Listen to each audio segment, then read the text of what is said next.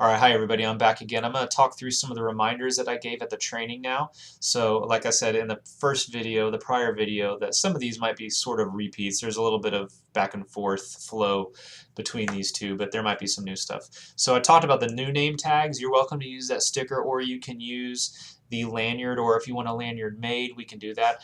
But please try to wear some sort of identification.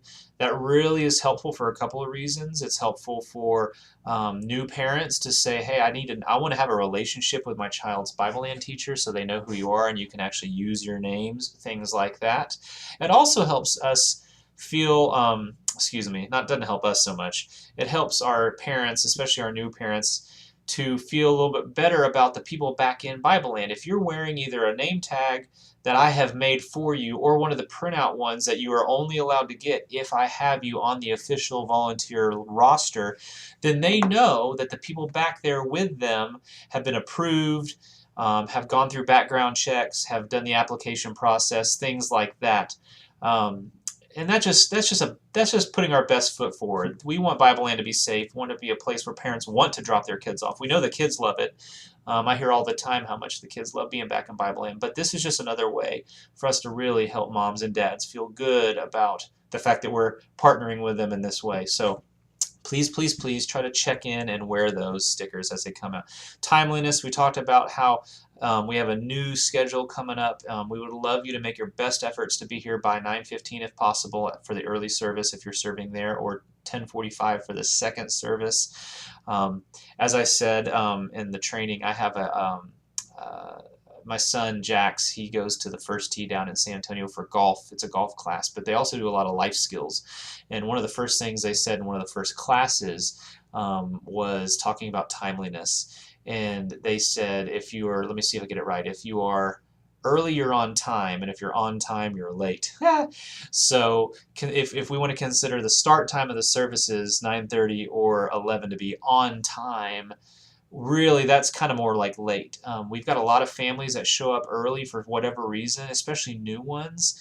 And while a lot of our older families that are comfortable and they get the fact that it's okay, they are used to rolling in a little late, something like that. Um, we want to really make sure that our rooms are ready, and that if they want to bring their kids back, these folks who show up a few minutes early, that those rooms are ready to accept people. So please do your best. And like I said, let's work with each other to let me know if that's something that maybe on a given week, or maybe even all the time, if we want to come up with some sort of arrangement to make sure your room has a person there to take the kids in, and then when you show up, you're ready to teach, stuff like that. But I would prefer, if you can, to shoot for 9:15 or 10:45. Thank you for making your best effort there. All right, the doors, the Outer Bible Land doors. I'm fine keeping them open until we start large group. Once large group starts, if they are still open, I would love for somebody in the room to take it upon themselves. Just go ahead and shut those doors. Shut the one door that comes in and swings, and you can pull down the little tab. You'll see a tab that locks it, and then shut the other door. You do not have to lock the other door.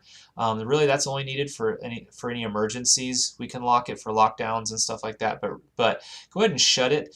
That just helps a little bit of the back and forth flow, and also, while we love the noise we hear in the worship center, and trust me, I mean, it's awesome to hear you guys singing and having fun.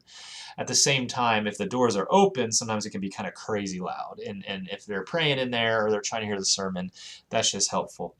Okay, remember to look by the doors for the evac or lockdown plans. I meant to have an example in here, and I'm sorry, I might show that in a future video. But by each door is a lockdown plan or a fire evacuation plan. Please take time if you haven't in a while. Nothing has changed. They're still the same, but you could just remind yourself, okay, where do I go if we have to evacuate the back of the building, or wherever it is? What door do I need to go out? What happens if there is a lockdown? You know, what will be said? Where do we go? When can we be released? Lord willing, that will not happen. It has never happened since we've been here. So keep praying for that. I'm grateful and very, praise God that we've never had to mess with that. But we don't want to also be caught off guard. Okay, two more final things for reminders. Always remember to look at your stickers of the kids for any allergies, any special needs. If a parent has told us ahead of time, we do our best to factor that in to their registration on the database. So while I know, especially for older classes, we usually don't do snacks or anything like that, for whatever reason, if someone brings something as part of an activity, or if you're using Play-Doh and there's maybe a dough allergy or a gluten allergy, I know sometimes that can even transfer to just touch. Peanut allergies, if there's any other special needs we might need to know about, an autism spectrum, something like that, just to give our teachers a heads up. Please be paying attention to that if you can. Last thing is our resource room. We are so grateful for Caroline Larson, who most Sundays you'll see here getting the crafts set up for our early age classrooms, I guess you could say, 4 5s and 2 3s. She does mock-ups. She does a great job getting those ready. If you need anything and you see her walking around, please don't hesitate to tell her. I also want to thank Nancy Baca. She's been coming in regularly. I kind of call her our resource room queen or guru or whatever. She comes in often and organizes in there and just sort of takes inventory. So thanks to Nancy for that. But please don't be afraid to go in there and rate it all you need. If you've got an idea for a craft, even if I haven't assigned you a craft, just go in there. If you need more supplies, if you have a better idea for a craft. Also, last thing is, if you know there are supplies that are missing, please put that on the whiteboard. We'll do our best every now and then, especially now that Nancy's here. She is fine with helping. Kathy, our ministry assistant, sometimes goes back there and looks and goes on supply runs. But do your best to check to make sure they truly aren't anywhere. Sometimes our cabinets are labeled very well, and you might actually have more Kleenexes or more wipes or more crayons somewhere. Please, if you have time, you can think about it, write that down. But we do try to check also on our own. So that's all for some of the reminders. We got one more video for this week that I'll put in that will just briefly point you to Unshakable Hope, where we're headed this next school year. I'm excited about it, so stay tuned for that.